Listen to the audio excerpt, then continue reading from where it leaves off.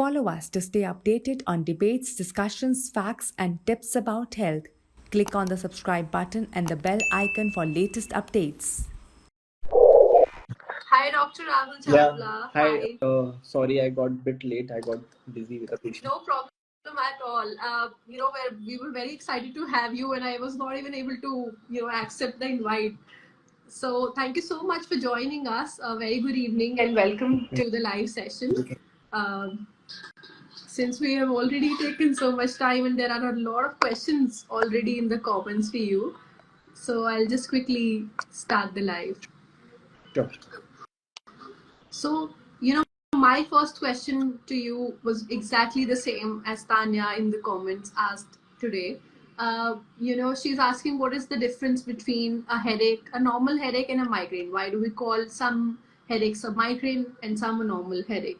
So, if we can start from that. So headache, is just a pain. It's just a symptom. Okay, that means in your scalp area, over your head, around your eyes, in the upper neck, you are having a pain. This could be because of a primary headache disorder, or it could be because of a secondary headache disorder. That means there is an underlying structural pathology that is sitting inside the brain, and that is causing your headache.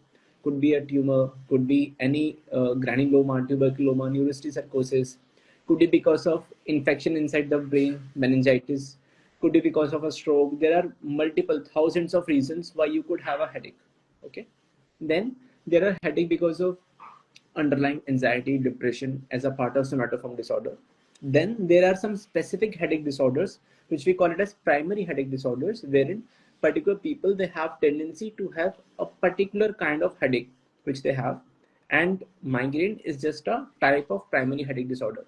So headache, is a very common symptom. In fact, one of the most common reason why any patient would ever go to a doctor. And if you ask the statistics, at least one in every 6 or 7 individual, they will have headache, primary headache disorder, most likely either a tension type headache or a migraine. So it is that common. And whenever my mom and I also sit together, she also has migraine, but we never able to figure out what triggers it, or which factors actually contribute to it. So to make it a little simple, which are the factors that people can look out, or which are the factors that contribute to a migraine headache? See, migraine has a specific pathophysiology. It affects our trigeminal cranial nerve, and there is a whole mechanism why migraine happens.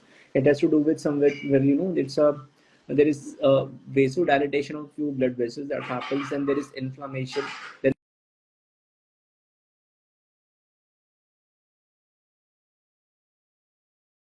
trigger and aggravating factors that can affect that pathophysiology, that can make vasodilatation to happen, or they can make the release of certain neurochemicals that can ultimately lead to migraine.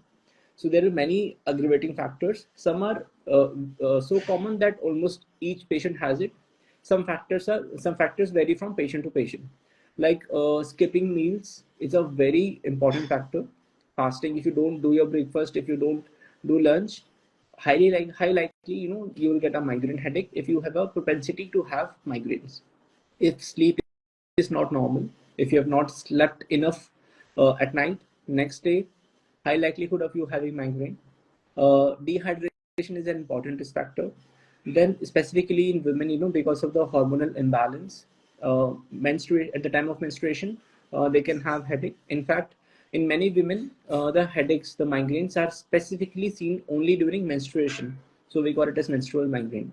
Then taking OCP pills can even enhance, these headaches, and that is one of the reason why migraines are more commonly seen in women compared to men. Then there are particular food that can trigger a migraine episode. Could be red wine. In fact, could be tea or coffee. Some people, they can get relief from headache by drinking tea or coffee because it has caffeine. Some people can actually have a migraine headache if they have tea or coffee. So that depends from patient to patient. Excessive using mobile phones, playing games, excessive blue light coming from the phones, that could be a major trigger. Then Uh, there are multiple factors, vary from perfumes or smells. Atypical smell is one of the factor, be it from perfumes, and even bad smells could be a trigger factor. So there are many factors that that can lead to migraines. And you just said that it's more common in women. We also read a statistics that said that migraines are naturally more experienced by women. So is hormonal imbalance the only reason that we see more migraine cases in Yeah, women? so actually, in the pathophysiology of migraine, all those aggravating factors, all the factors that can somehow affect the release of neurochemicals and can cause vasodilatation, that can actually that can actually increase the propensity of somebody having a migraine. So that definitely the hormone, the estrogen and progesterone, they can actually have a effect on the pathophysiology, and that is that during menstruation, women have more tendency to have migraine. Those who have migraine, they have increased frequency during those, during that,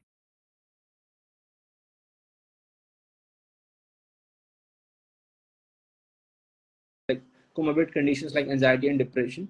Those patients can have migraines. So all these factors combined together, that makes women to have more likelihood of having migrainous headaches compared to men. Also, obviously, genetic considerations. Right. Okay. And when we talk about factors, there is also one more term that comes in our mind, that's triggers. So, what exactly is the difference between factors and triggers? Are like triggers different from? Are there any common triggers that are different from Yes, factors? so see, stress is a factor because of which patient can someday have migraine. Those who are depressed can have increased frequency of migraine.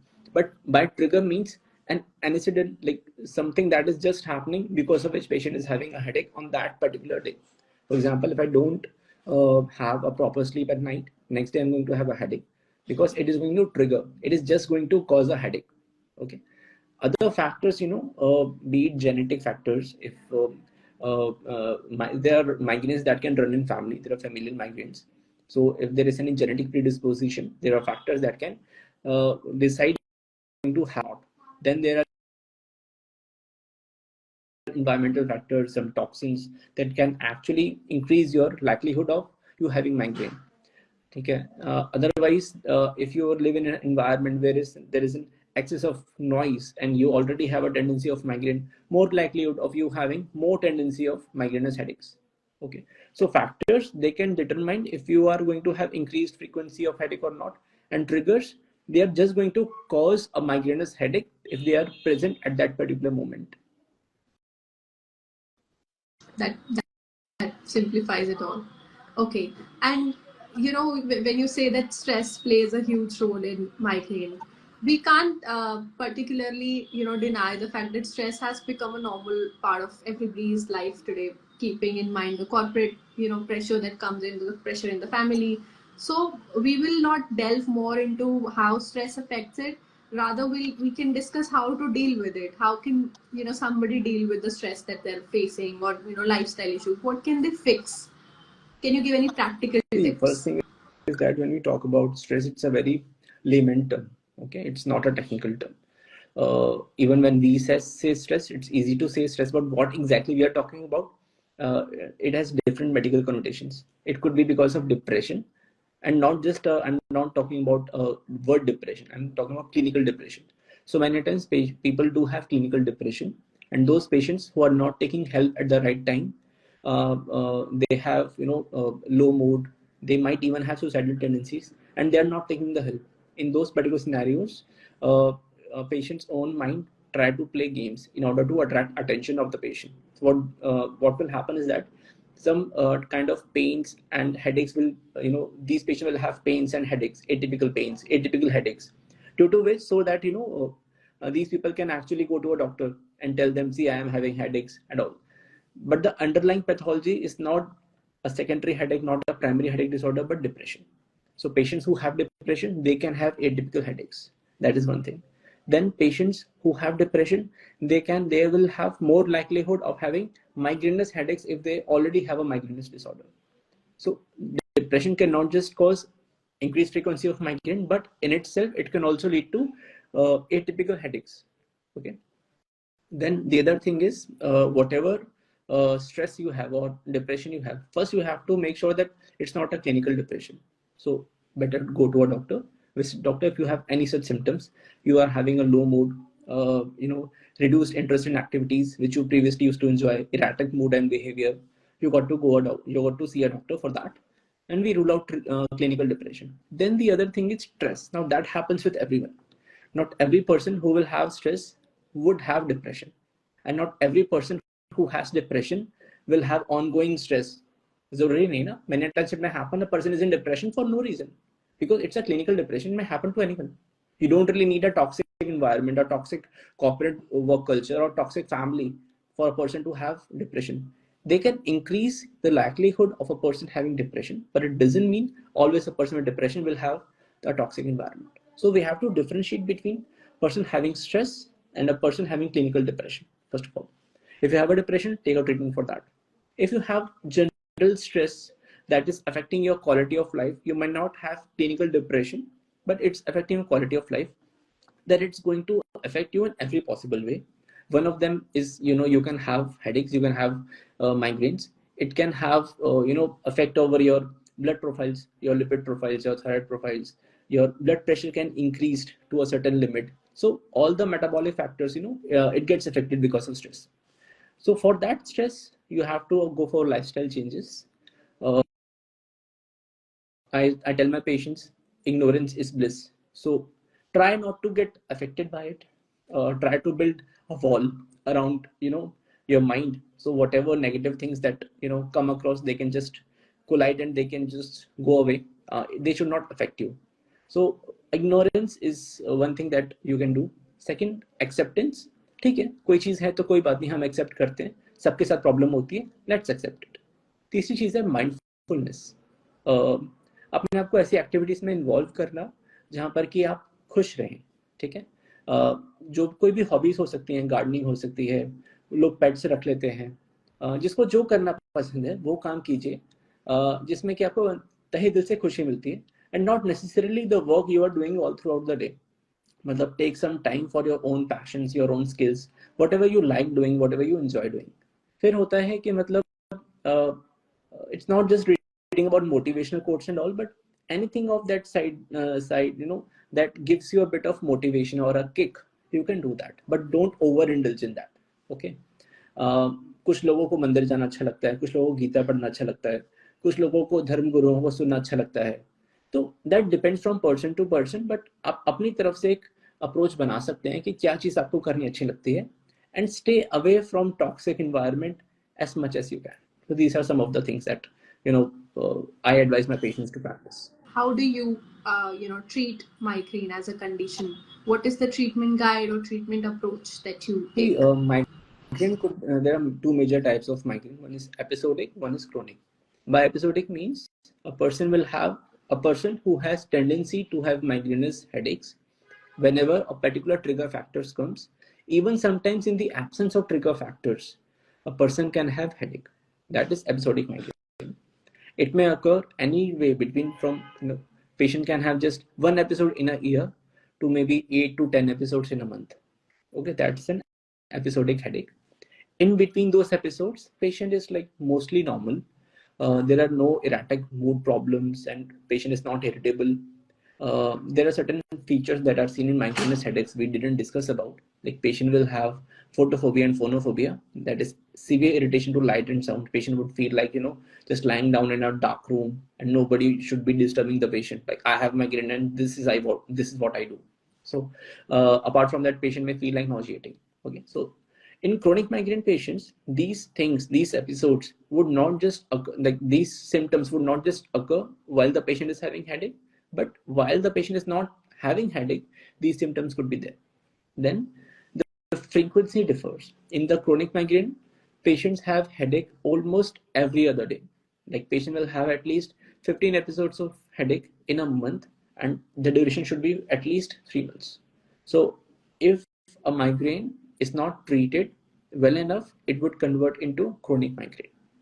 So, and migraine is not something that would just occur once in a blue moon. Like it would occur once in a blue moon, but the progression is not erratic. It's always progressive. So a person who has had like 1 to 2 episodes in a year, gradually the triggering factors may increase or aggravating factors may increase, or the overall surroundings may change, or due to genetic factors or whatever reasons, the frequency can actually increase over 1 to 2 years, or maybe 3 to 4 years, and gradually from 1 to 2 per year, patient may have 1 to 2 headaches per month, then 3 to 4 headaches per month, then 8 to 10 headaches per month, then 10 to 15, then almost every other day. So this is how the life cycle usually goes around. From episodic, patient turns into a chronic migraine. So first we categorize whether it is episodic migraine or it's chronic migraine. If the patient has, maybe less than 2 to 3 episodes of headache in a month, less than that, we don't prescribe any medication unless and until headache is so severe that it affects the overall quality of life. Okay. So what do we do is, first, a proper headache diary. The person must categorize how many headaches the person is having in a month and how many times the patient is taking painkillers. Many a times patient come to us, they tell us, I'm having headache almost every other day. But when we ask the patient to make a proper headache diary and document how many times are you having painkiller, we find out it's maybe 8 to 10 episodes in a month. So many a times patient overestimate their headaches. Many a times they underestimate their headaches. So a proper documentation is essential so that we know where do we stand in terms of treatment. Second thing is, by making a proper headache diary, patient comes to terms with whatever the aggravating factors are there. So if suppose I have a headache today, I'll remember what exactly happened. Did I have my breakfast or not? If I slept properly last night. So the patient will document that what was the aggravating factor or triggering factor on that particular day. By doing that, patient would know, अच्छा आज नींद नहीं आई थी इसलिए sir दर्द हो गया. Okay, so patient would know that. So by increasing patient awareness, patient would know more about the headache parameters, and obviously patient will also be more compliant to the medication. Even by doing that thing, the headache frequency reduces. That is first thing. To make the patient aware about the headache disorder, about the headache parameters, and the aggravating factors, the triggering factors, and to avoid those things. Second thing is, if the headache frequency is more than 2 to 3 per month, 4 to 5 per month, we start the patient on prophylaxis. We have different options of prophylaxis available. Could be beta blocker, calcium channel blocker, anti-seizure medication like valproate. Then we have antidepressants like amitriptyline. Now that depends on what exactly patient is having along with headaches. Many times we have patients who have comorbid depression and anxiety. So we may prefer giving that patient beta blocker or tricyclic antidepressant. So that depends on a clinical case scenario, and then we would need to escalate that medication. So accordingly, we will call the patient in 2 weeks or 4 weeks or 6 weeks time.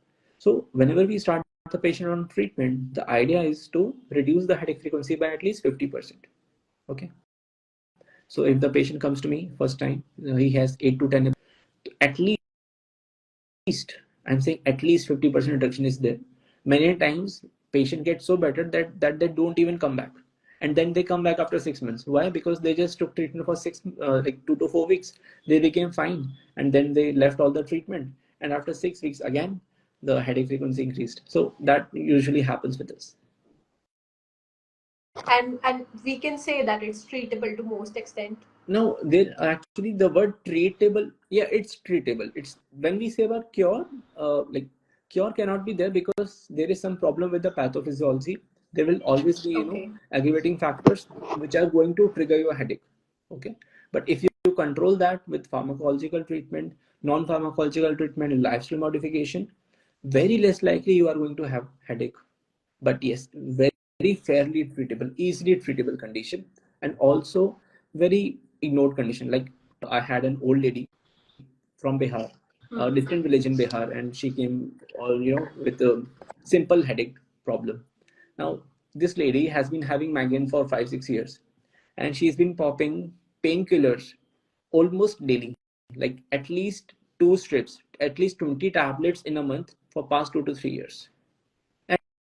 And for such a simple, easily treatable condition, now she could have, she could have gone to a doctor, started prophylaxis, and ना ही तो उसको headache होता, जो भी उसको daily की activities हो रही हैं इम्पेयर्ड वो भी नहीं होती, quality of life better होती, and she would not need to pop up so many pills. Also, what happens is that specifically in patients who have chronic migraine and patients who have like comorbid depression or anxiety, these patients may actually have headache by taking painkiller medications. So this is a paradox. So we call it as medication overuse headache. So the patient has a comorbid depression or atypical headaches, maybe somatoform disorder, or even chronic migraine. Rather than choosing a prophylaxis that could reduce the headache frequency or taking a treatment for depression that could treat depression, and obviously the patient won't have had headache episodes, the patient do not choose any prophylaxis. Instead, they keep on having headache, they keep on popping pills. Now when they do so, suppose a patient like takes 7 to 8 painkillers in a month, by doing so increases their tendency to have headache. So now the patient will not have headache because the patient has migraine or the patient has depression. Now the patient will have headache because the patient is taking medications for headache. So that is a paradox that happens, and these patients are stuck in that paradox. So it's very essential that these patients should have a proper consultation with a doctor who treats migraines, such kind of Right. disorders, and start proper treatment. Right, and I think it also comes back to what you earlier mentioned, that you make the patient aware about the treatment and about the condition so that they don't take the false path. And also, migraine or headaches doesn't only mean that you're stressed or you have a toxic environment. It can be some underlying condition also, like Yeah, depression. So yeah. exactly. Now I think we have a very small segment for you. These are like very frequently asked, short questions. You can try answering them in one line or one word or however you like. Can migraine pain switch sides? So somebody had a question that sometimes they feel a pain on one side and another. So can it switch sides also? Yes, migraine can switch sides. Migraine characteristically is unilateral pain, but it can also be bilateral. And if unilateral, it will obviously switch sides. Switch sides. Okay. And can it last for days? The episodic migraine can last for Yes, days. migraine actually follows a bell-shaped curve. It will increase, increase, increase, reach a plateau, and then reduce. So the minimum duration is 4 hours, can last up to 72 hours for 2 to 3 days. Okay, and at times it can extend beyond 3 days interval. So such a severe episode of migraine that is not even getting treated with normal oral tablets, extending beyond 72 hours, they call that status migrainous. Okay. And can it also cause pain in other parts of your body? Let's say eyes or your Yeah, ears. yeah, it can Can it also extend from cause your pain? periorbital area, the whole head, upper neck. It can, yeah, Okay. it can be anywhere. All right. Dehydration. Somebody asked, and you already mentioned that Yeah, it is dehydration an can be a important risk factor for migraine. Dehydration is an important risk factor. That is why we advise people to have at least 2 to 3 liters of water. And whoever who has migraine, when you go out, make sure that you are properly hydrated because dehydration traveling can cause migraine. can cause migraine. Okay. And I think I have one last question. Is there any one common misconception about migraine that you see in your patients very frequently? Yes, once we actually discussed right now, no patient was supposed to be on profile. Patient was not Pills. taking any medication of such an easily treatable condition. The second thing is what patient believe is that, again an extension to that what we discussed, that if a person has migraine, he just needs to pop a painkiller.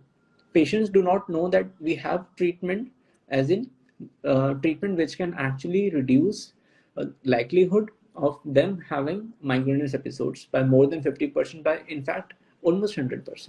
So that depends from person to person what treatment exactly we are offering to them. The other thing is that some people also believe that if you have migraine, you just have to take medications. That is not the thing. Yes, we give medication, but along with that, lifestyle changes are equally important. If you do meditation, if you avoid all the precipitating factors, aggravating factors that we discussed, less likelihood of you having migrainous episodes. Okay, so if your headache frequency is somewhere between 1 to 3 episodes per month, I advise my patients do meditation, avoid aggravating factors, and these patients won't come back to me because they have got cured, they have got treated actually. So that happens. Right. These were all the questions that I had for you. I think we've already taken so much time of yours, but I think we can take only two Sure. questions from the Yeah. comment box, if Yeah. that's okay. So I'll just take very different questions that I asked you. Somebody said they migraine, they experience migraine from exercising. So can exercise also trigger migraine? Exercise per se would not trigger migraine. I think it's a dehydration that can trigger migraine, and depends. If suppose there could be some pressure points specifically at the neck that could trigger migraine. So I think it's a dehydration that could actually trigger migraine. But then there are many factors, and excessive exertion is a big risk factor for migraine. If suppose you exert so much, be it traveling or running a lot, so that can induce a relative hypoglycemia. It doesn't mean your sugar go down to 40. No, a little bit of fall in sugar can actually lead to migraine. So overall exhaustion can cause migraine. So if you are exhausted because of the exercise, you can get migraine. But if you tell me no, you're just doing a biceps curl for like 2 minutes and then you can get migraine, less likely. So it's because of exhaustion. Got it. And you mentioned something about sugar right now. So can sugar also? I didn't catch up to that. Like, can sugar Yeah, cause migraine?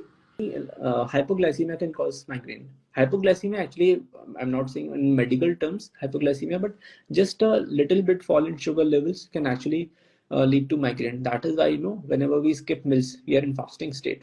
So we actually have migraines. Lovely. That were all the questions, Dr. Rahul. Thank you so much for joining us today, and thank you so much for simplifying it so much for us. It was such practical tips that you gave us for migraine, and the points that you mentioned about going to a verified, health expert, going to a doctor, seeing the underlying condition, and then awareing the patient about the actual condition were like very major points. So thank you so much for Thank you taking so out the much. time. Thank you. Thanks for joining us. We'll see all of you in next Thursday at 6 p.m. Thank you Thank so much, you. Dr. Rahul.